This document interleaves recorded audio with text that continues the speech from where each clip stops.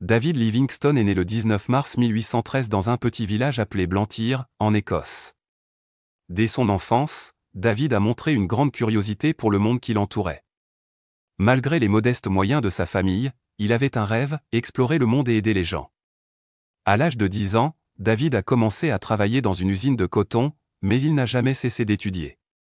Le soir, après de longues heures de travail, il lisait des livres de sciences et de géographie à la lumière d'une bougie.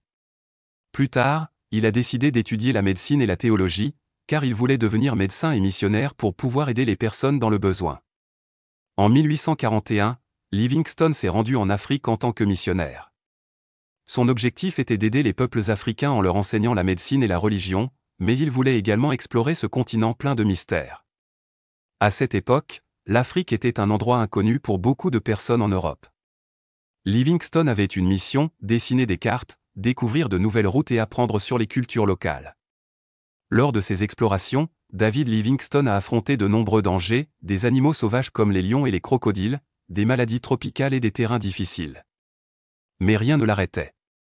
Il a été l'un des premiers Européens à traverser le vaste désert du Kalahari et à atteindre les majestueuses chutes Victoria, qu'il a nommées en l'honneur de la reine Victoria d'Angleterre.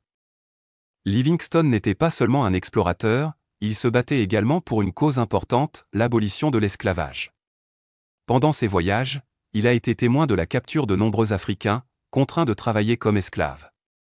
Cela l'a profondément marqué, et il a consacré une grande partie de sa vie à dénoncer cette terrible injustice. Lors de l'un de ses voyages, Livingstone a disparu. Pendant plusieurs années, personne ne savait où il se trouvait, et beaucoup pensaient qu'il était mort. Cependant, un journaliste nommé Henry Morton Stanley l'a retrouvé en 1871 dans un petit village en Afrique. En le voyant, Stanley a prononcé la célèbre phrase « Dr Livingstone, y présumé ». Cette phrase est devenue très célèbre et reste mémorable encore aujourd'hui. Bien que Stanley l'ait invité à retourner en Angleterre, Livingstone a décidé de rester en Afrique.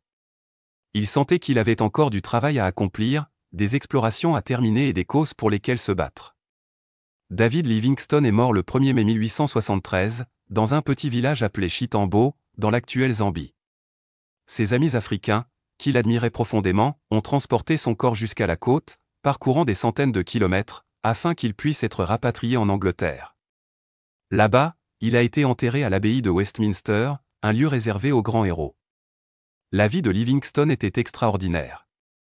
Il n'était pas seulement un explorateur courageux, mais aussi un défenseur des droits de l'homme et un homme dévoué à la science et à l'humanité.